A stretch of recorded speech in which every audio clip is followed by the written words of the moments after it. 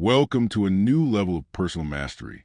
If you're listening to these words today, it is because you decided to stop being a leaf swept away by the winds of circumstance, and you want to start being the wind that decides its own direction. Today, we are going to explore the depth of a work that has served as a compass for those seeking peace amidst the storm.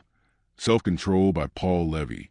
If we previously learned how to forge the will to take action, today we will learn something perhaps more difficult and far more necessary. We will learn to govern the inner kingdom of our minds.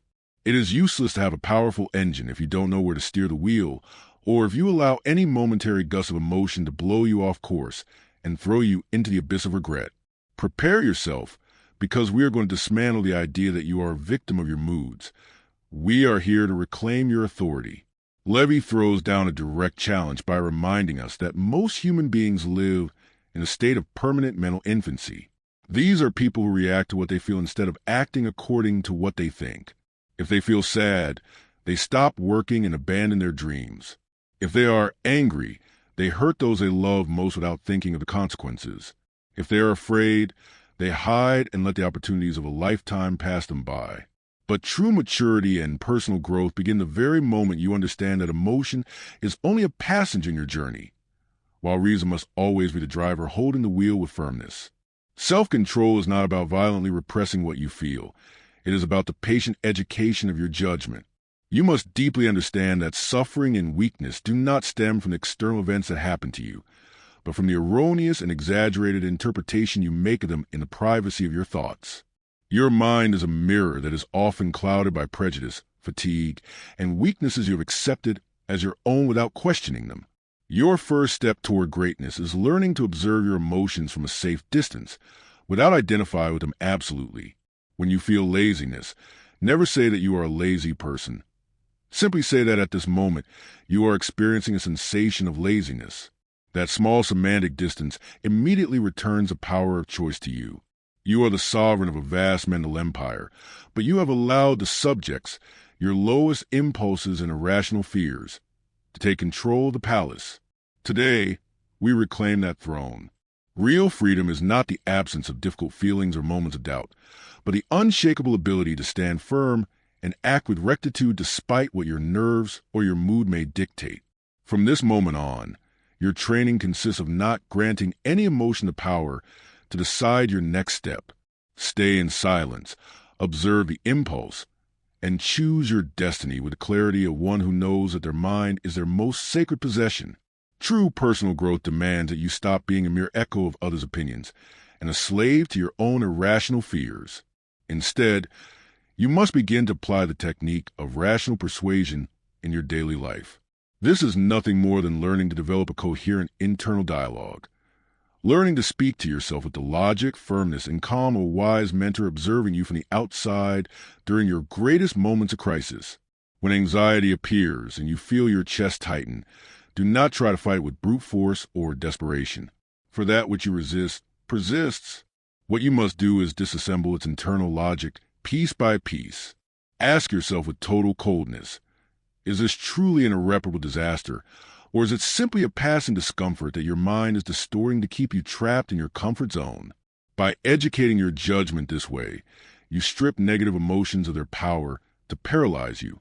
The necessity of silence.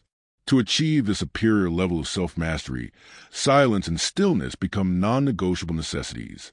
You cannot expect to govern a mental empire in the midst of constant chaos and the incessant noise of modern distractions. You must reclaim periods of mental retreat every day to reaffirm your principles. Self-control is cultivated exclusively in the stillness of the soul, a mind that is always seeking external stimuli, one that cannot let go of a device for a single minute, is, in reality, a mind that is afraid of meeting itself. Use silence not as an empty void, but as a workshop where you strengthen your deepest convictions. Real strength is not born from noise or screams, but from the silent conviction that your values and long-term goals are infinitely more important than your momentary desires for relief or escape. The final result, the sovereign character. We now reach the final stretch, the consolidation of the sovereign character. This is not an unreachable state of perfection. It is a result of a mind that has finally decided to stop being a weathercock moved by the winds of chance.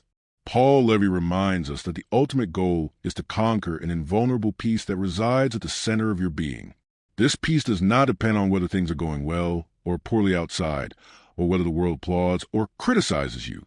A man or a woman who possesses self-control is like a solid rock in the middle of a raging ocean.